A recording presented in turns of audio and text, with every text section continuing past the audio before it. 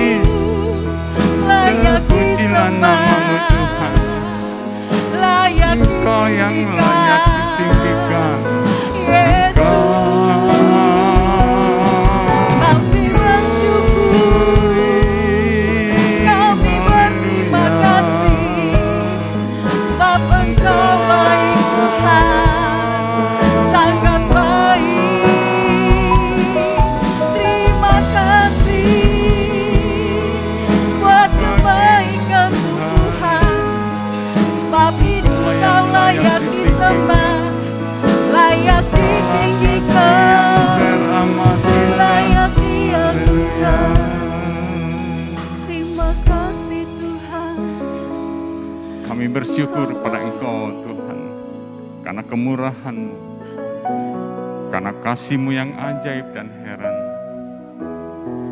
Menjadikan kami boleh tetap ada di dalam hidup ini Tuhan. Kami bersyukur karena pemeliharaan Allah membuat kami tersungkur di bawah kaki-Mu ya Bapa. Pagi hari ini Tuhan, kami rindu memuji memuliakan nama Engkau. Kami rindu kuasa Allah bekerja di dalam kehidupan kami sekalian. Urapi kami Tuhan, leader, pemain musik, LCD sound system, kameramen Tuhan, satgas yang bertugas pagi hari ini. Biar kami boleh bersukacita di dalam kasih-Mu Tuhan, juga jemaat-Mu yang telah hadir. Engkau urapi kami Tuhan, persatukan kami, agar kami boleh merasakan kasih dan kuasa-Mu. Terpujilah nama Allah di tempat yang maha tinggi. Di dalam nama Tuhan Yesus Kristus kami berdoa dan kami mengucap syukur. Haleluya. Amin. Silakan duduk, saudara sekalian.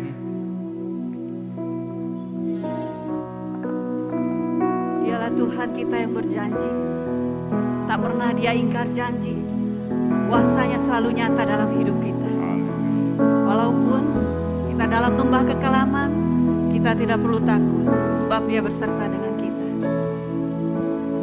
Sekalipun ku berjalan lewat lembah gelap,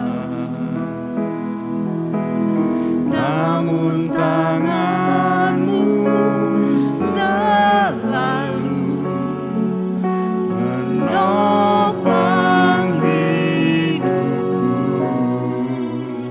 Saat ku dalam ketakutan,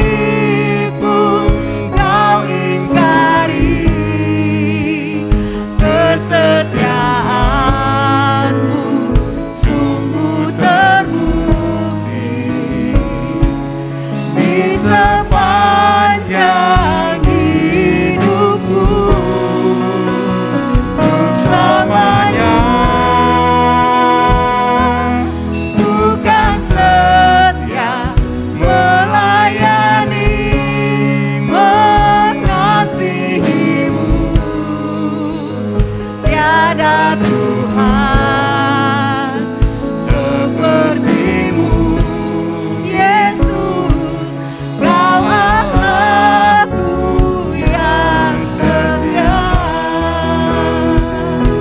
Mari jemaat Tuhan kita bangkit berdiri. Kaulah Tuhan yang berjanji, tak sekalipun Kau ingkari kesetiaan-Mu, sungguh terbukti di sepanjang hidupku. Selamanya bukan setia melayani, mengasihimu. Tiada Tuhan sepertimu Yesus, Kau Allahku yang setia. Tiada Tuhan sepertimu Yesus, Kau Allahku yang setia. Tiada Tuhan sepertimu Yesus, Kau Allahku yang setia. Waktu selanjutnya kami persilahkan Pak Bapak Gembala Jemaat.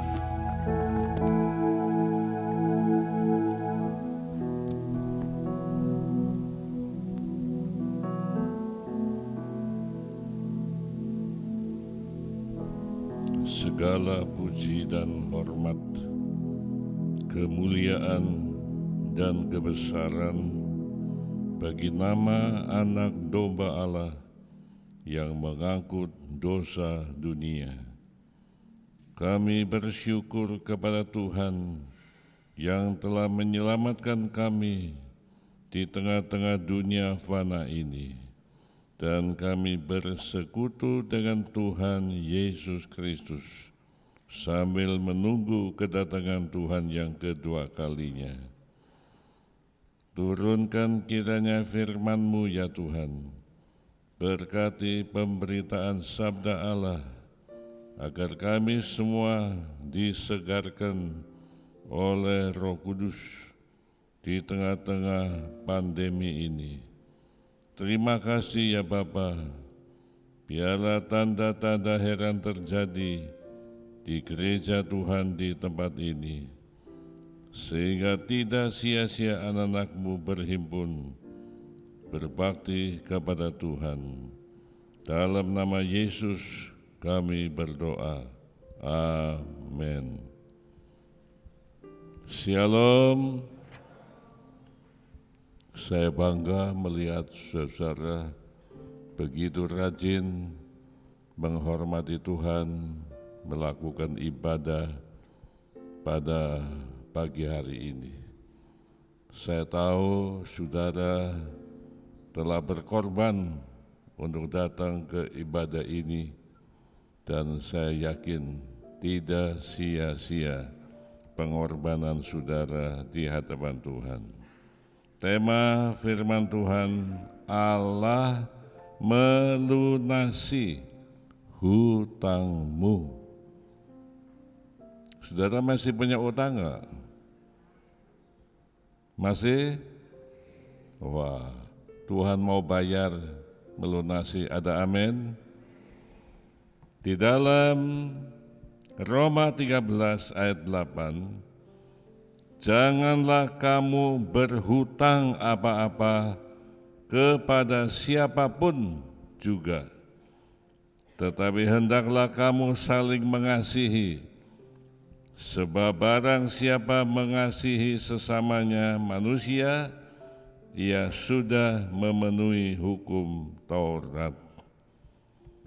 Firman ini mengatakan janganlah kamu berhutang apa-apa kepada siapapun. Tidak berarti saudara tidak boleh hutang.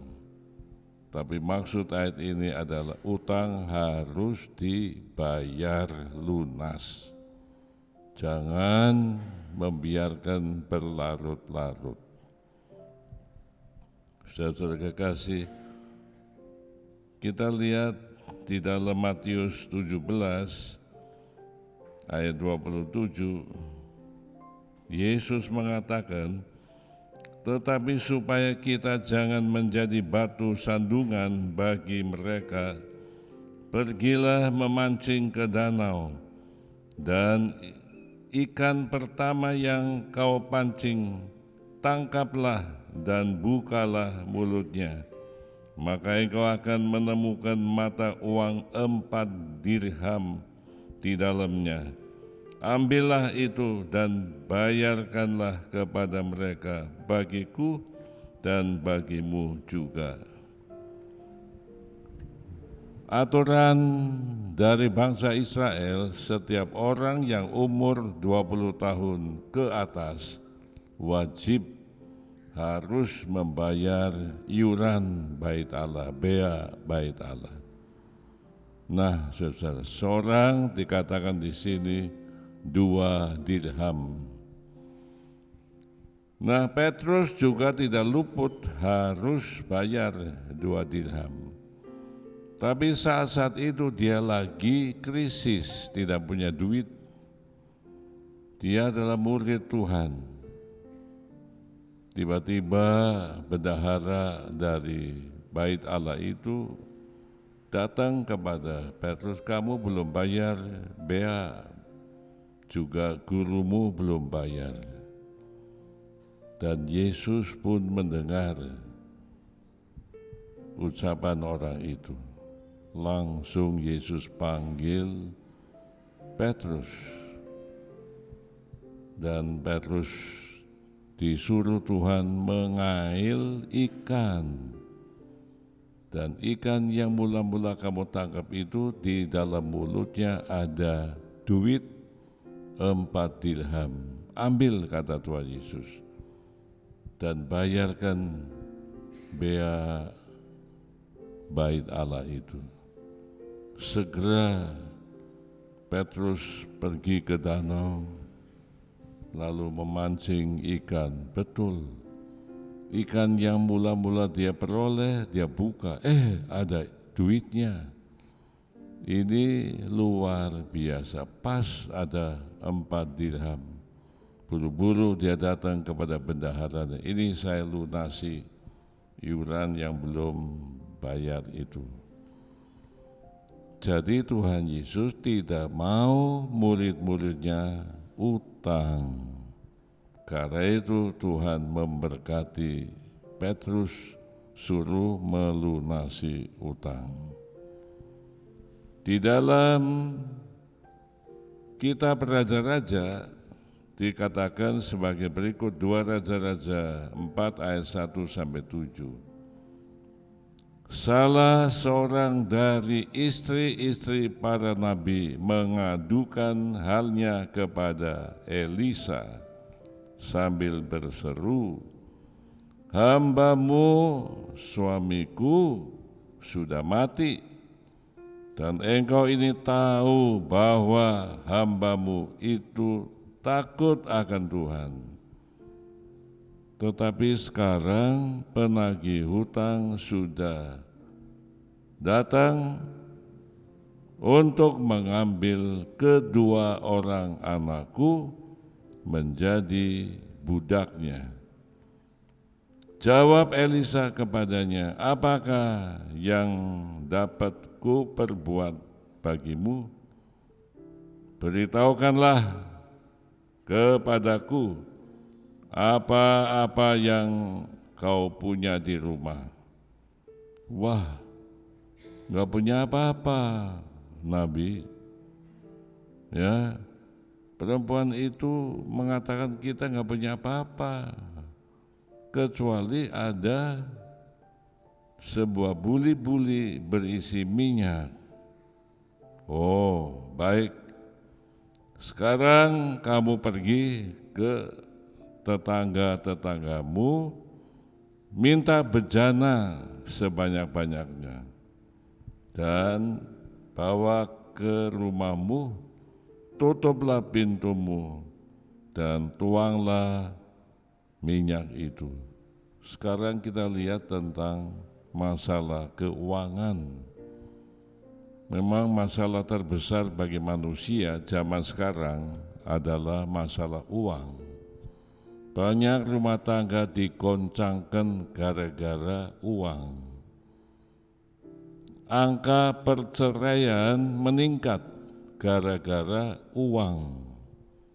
Saudara-saudara kekasih, suaminya kena PHK, tidak punya bisnis, istrinya uring-uringan, mertuanya uring-uringan, sudah cerai aja dah, bisa saja, cari penggantinya yang punya duit. Nih, model sekarang begitu, saudara. Tetapi anak-anak Tuhan tidak boleh bercerai, harus mempertahankan keutuhan rumah tangga. Saudara harus berjuang. Kalau ada krisis keuangan, saudara harus berjuang dengan sungguh-sungguh. Bersama Tuhan, saudara pasti dapat mengatasinya. Memang masalah uang, masalah yang rumit, saudara. Dulu di Tiongkok, zaman resesi, masyarakat Tionghoa di sana itu saling menolong dengan cara mengadakan arisan. Jadi dengan cara arisan itu, orang yang butuh duit mendesak bisa dibantu. Dan ini berjalan dengan baik, saudara. Dan tradisi ini masuk ke Indonesia. Banyak orang-orang Indonesia yang berbuat begitu, arisan.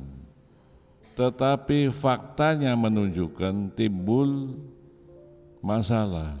Ada yang tidak jujur, setelah dia terima duit, kabur. Yang lain jadi gigit jari.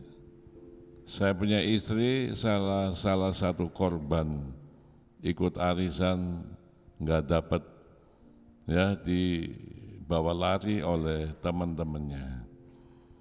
Nah, saudara, masalah uang itu memang masalah yang rumit zaman sekarang. Tapi ingat, saudara punya Tuhan yang maha kuasa. Jangan takut perihal uang. Yang penting saudara ada kejujuran. Seorang ibu rumah tangga dengan 2 anaknya tiba-tiba ditagih utang karena tidak bisa bayar. Dia paksa anaknya dijual jadi budak bayar utang. Ibu ini adalah seorang pejuang dalam rumah tangga. Dia mengasihi anaknya, dia tidak mau menjual anak menjadi budak. Zaman sekarang banyak diberitakan di televisi ibu-ibu yang menjual anak karena faktor ekonomi. Tidak ada sayang sama sekali terhadap anak. Padahal Tuhan mau orang tua harus bertanggung jawab terhadap anak-anak. Berjuang memelihara anak itu keturunan yang baik.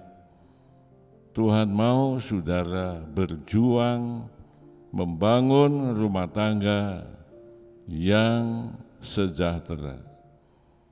Ibu ini ditagih oleh pemilik uang itu dan memaksa.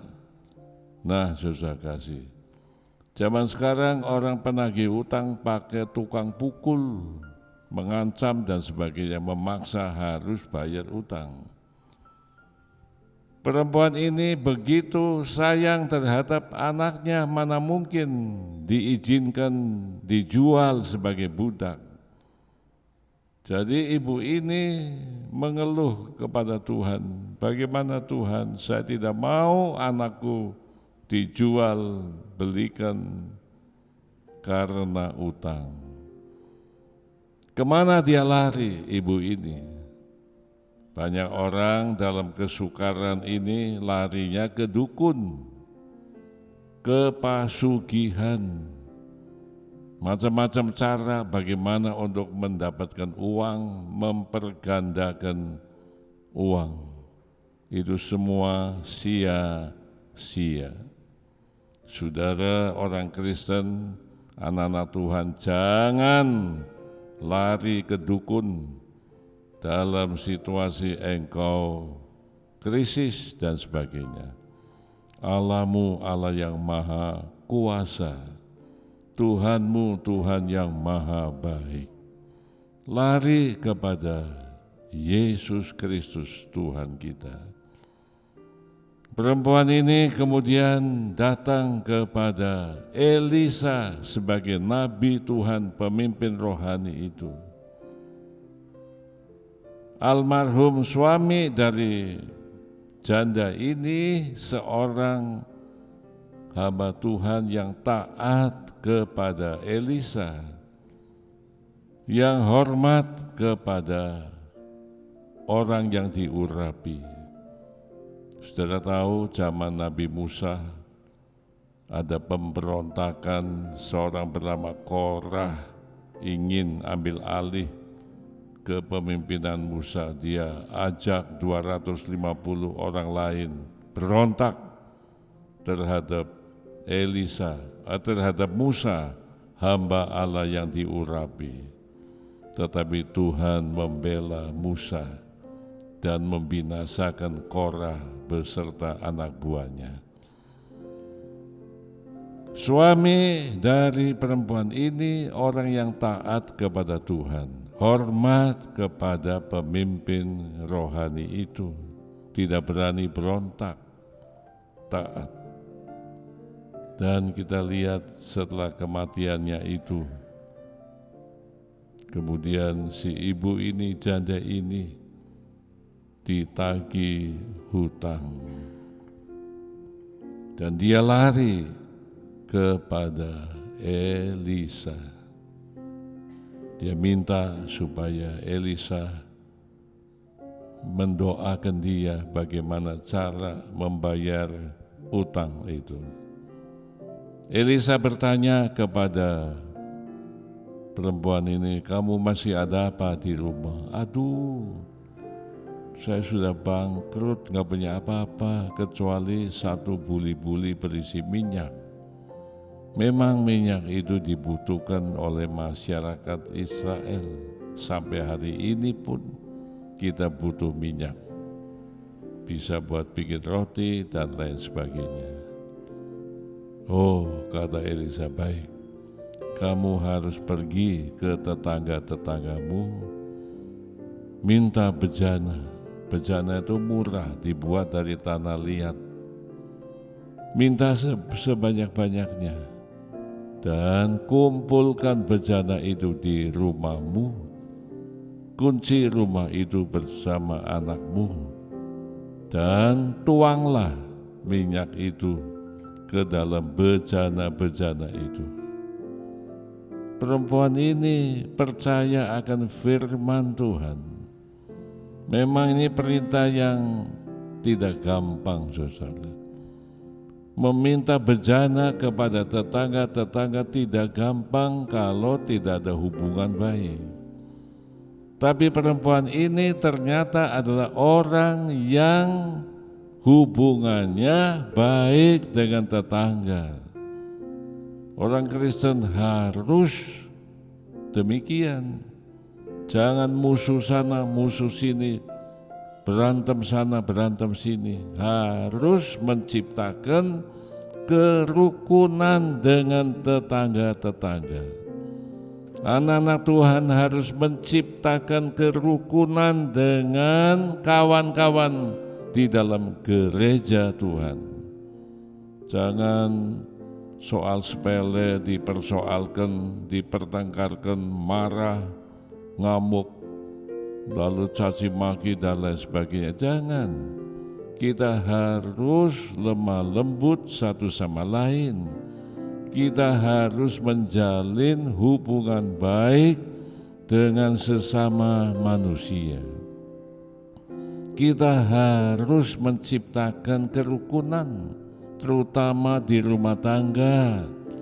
Ya, jangan mengikuti emosi kita. Kita harus memiliki kesabaran satu sama lain, sehingga rumah tangga itu tercipta rukun, damai, sejahtera. Juga di gereja Tuhan maupun di tetangga-tetangga saudara. Ibu ini adalah seorang pembawa damai. Tetangga-tetangganya kenal siapa ibu itu. Bukan orang yang suka ribut, kesinggung dikit ngamuk, kesinggung dikit marah. Wah, saudara kasih, mari kita belajar dari perempuan janda ini. Sabar. Mungkin saudara dirugikan oleh teman, relakan saudara rugi demi terciptanya kerukunan satu sama lain, supaya saudara menjadi orang yang membawa damai di rumah tangga, di gereja Tuhan, maupun di masyarakat. Nah, janda ini datang ke satu rumah. Bu, saya butuh bejana. Disuruh Nabi Elisa. Oh, berapa bu? Ya, satu aja dah, dikasih. Bawa pulang. Pergi ke tempat lain, minta. Dalam waktu relatif singkat, dia disambut baik oleh masyarakat tempat dia tinggal. Orang suka membantu janda ini karena janda ini bukan troublemaker, tetapi pembawa damai. Mari saudara kita bertobat di bawah kaki Tuhan, sebab perintah Tuhan adalah berbahagialah orang yang membawa damai. Memang saudara, pembawa damai itu harus berani berkorban, korban perasaan. Ya, orang bilang begini begitu, kita banyak mengalah demi terciptanya perdamaian. Dalam waktu singkat, janda ini bisa mengumpulkan bejana di dalam rumahnya penuh. Dia kunci, anak-anaknya ikut di dalamnya. Dia mendidik anak ikut membantu orang tuanya. Dia tidak memanjakan anaknya, tapi dia perintahkan anaknya ikut bekerja. Begitu memang orang tua harus bersikap mendidik anak. Ya, anak yang kurang ajar harus dihajar, dididik supaya menjadi anak yang baik. Anak yang malas bekerja dididik supaya menjadi orang yang giat bekerja. Lumayan dan baik janda ini mendidik anaknya. Anaknya ikut membantu saudara dalam tugas ini. Lalu sesuai dengan perintah Elisa, buli-buli itu ada minyak dituang. Kok nggak berhenti-berhenti, minyak terus jalan terus, ngucur terus. Satu bejana penuh, pindah lagi ke bejana lain, penuh, yang lain penuh. Waduh, dia kagum, dia kaget perbuatan Allah yang begitu ajaib terjadi dalam rumah tangga ini. Semua bejana yang banyak itu semua terisi penuh dengan minyak itu. Minyak yang dibutuhkan oleh masyarakat Israel. Lalu sampai terakhir, nah ambil lagi satu lagi, sudah penuh semuanya. Lalu berhentilah minyak itu. Dengan kagum, dengan heran, dengan bangga dan sukacita meluap-luap dalam diri perempuan ini, langsung laporan kepada Nabi Elisa. Bapak, saya sudah lakukan perintah Bapak. Ajaib Pak, minyak itu terus mengalir, gak berhenti-berhentinya. Sampai seluruh bejana yang saya minta itu penuh dengan minyak. Wah, Elisa dengan sukacita mendengar laporan dari janda ini. Bu, minyak itu milikmu. Kamu boleh jual semuanya. Itu minyak itu bahan penting bagi masyarakat Israel, saudara. Ya, sangat berguna. Bisa buat membuat roti, bisa buat nyala api dan sebagainya. Jual itu semuanya. Hasilnya, uangnya, nomor 1 untuk apa, saudara? Untuk apa? Foya-foya. Hasilnya untuk apa? Bayar apa? Bayar utang. Tuhan mengutamakan saudara bayar utang. Jangan ada seorang pun utang. Ibu jual itu minyak. Hasilnya bayar utang, lunasi utang itu. Sisanya masih banyak, saudara. Itu minyak yang dituang di bejana itu jumlahnya banyak sekali. Saldonya banyak. Itu untuk kebutuhan hidupmu. Untuk biaya pendidikan anak, biaya renovasi rumah, biaya hidup sehari-hari. Luar biasa ibu ini. Dalam sekejap mata dia temui orang yang marah-marah mau menjual, yang minta anaknya dijual sebagai budak itu dibayar lunas. Bayar lunas. Saudara, dulu waktu saya membangun gedung gereja, ada beberapa donatur janji iman. Pak Heno, saya janji iman ya, mau nyumbang 1 juta rupiah. Saya catat. Yang lain di Jakarta mau nyumbang 200.000, yang lain 100.000 dan sebagainya. Wah, jumlahnya kira-kira ada 2 jutaan. Waduh, saya bersukacita. Itu baru janji iman. Waktu itu gereja kita butuh bahan kayu-kayu dan sebagainya. Saya utang.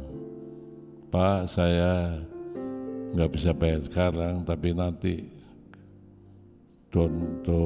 donaturnya akan bayar. Oh ya, silakan.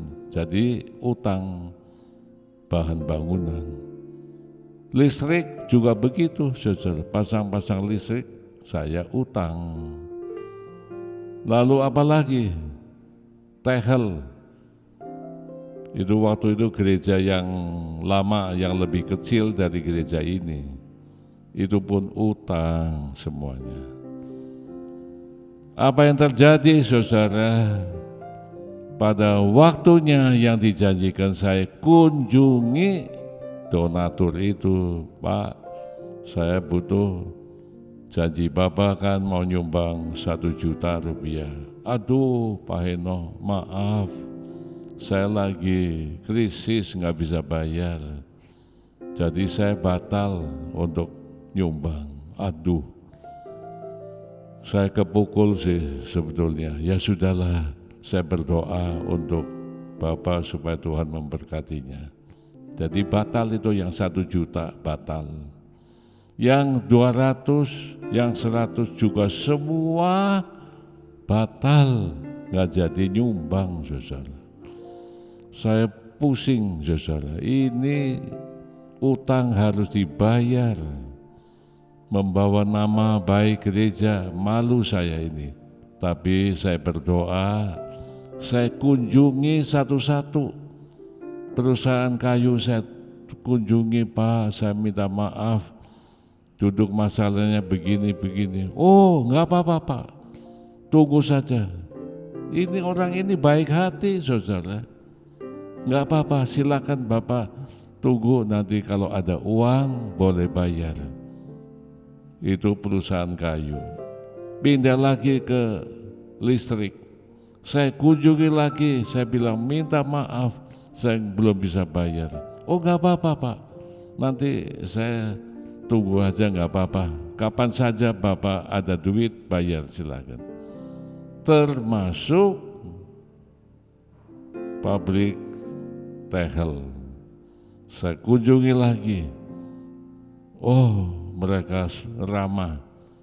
Kejujuran kita sangat penting. Saudara, kalau ada utang belum bisa bayar, jangan nyumput. Wah, ada orang itu saya nyumput, gak mau ketemu, salah. Hadapi, bilang dengan jujur, Pak, saya belum bisa bayar sekarang, tapi saya akan bayar bulan depan. Orang-orang yang dikunjungi dengan cara yang jujur, mereka menghormati kita loh, saudara. Saya rasakan sendiri, mereka itu ternyata ramah, ternyata mereka itu baik hati. Pak Heno, jangan terlalu pusing mikirin itu, saya tunggu, nggak apa-apa, kapan saja Bapak punya duit silakan bayar. Lantaran saya jujur dalam hal itu. Dan betul pada waktunya Tuhan mengadakan pertolongan, saya bayar satu persatu. Kayu perkayuan saya bayar lunasi, listrik saya bayar lunasi. Tehel ada orang yang, Pak Eno sudah nggak usah pusing-pusing, nanti saya akan melunasi, saya akan telepon kepada pabrik itu, lunas. Jadi saudara perlu kejujuran dalam hal utang piutang. Ya, belajar melunasi utang itu. Tuhan pasti memberkati saudara. Lihat tuh, perempuan janda ini kepingin bayar, nggak punya duit. Dia datang kepada hamba Allah Nabi Elisa dan Tuhan membuka jalan. Nah, saudara kekasih, kalau ada saudara yang berhutang dengan temanmu, kunjungi, bilang saya belum bisa bayar tapi saya pasti akan bayar. Tuhan pasti melunasi utang saudara semuanya. Ada amin? Wah, kok diam saja? Ada amin? Sungguh, saudara, jangan takut masalah duit, saudara. Tuhan itu maha kaya. Tuhan tidak mau menyengsarakan saudara dengan banyak utang, tidak. Lunas semuanya, asal kita jujur, ya, kita jujur dan kita benar di mata Tuhan, pasti Tuhan buka jalan.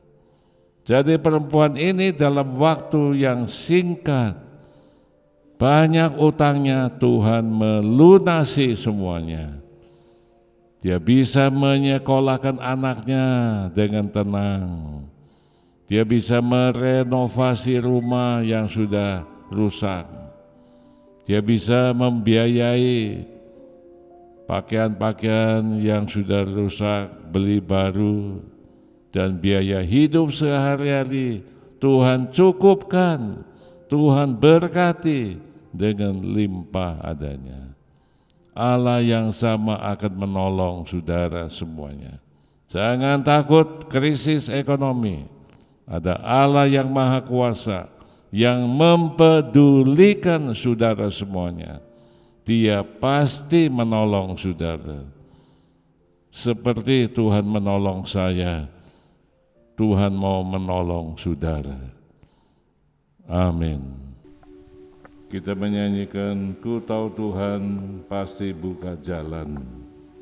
Saudara yang ada problem dalam rumah tanggamu, dalam bisnismu, ingin didoakan, silakan mengangkat tangan kanan saudara, letakkan tangan kiri di hati.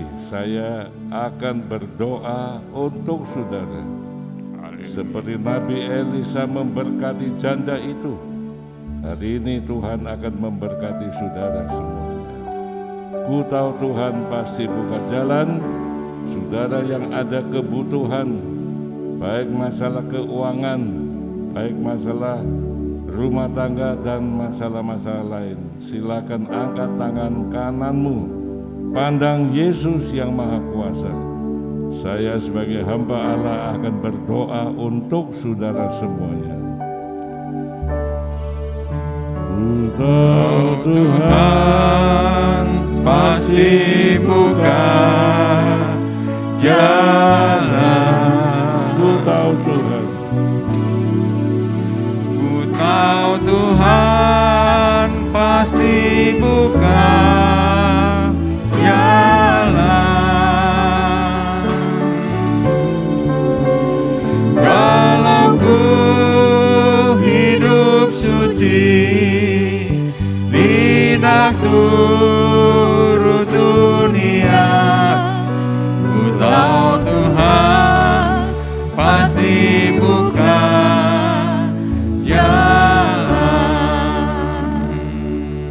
Ya Allah yang Maha Besar, Yehova Jireh, Tuhan, kami telah mendengar firman-Mu yang nyata.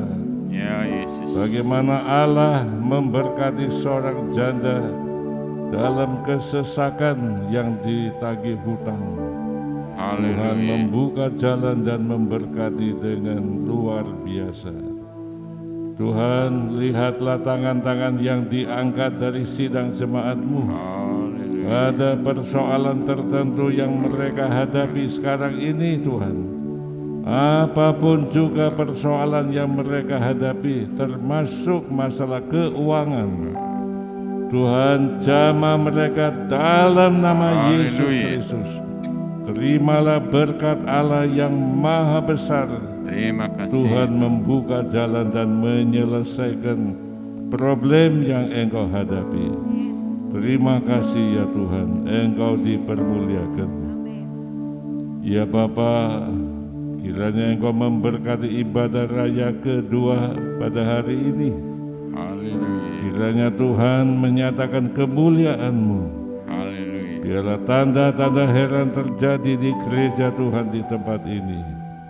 Berkati juga ibadah raya di Karawang hari ini. Tuhan, lindungi perjalanan kami ke sana. Haleluya.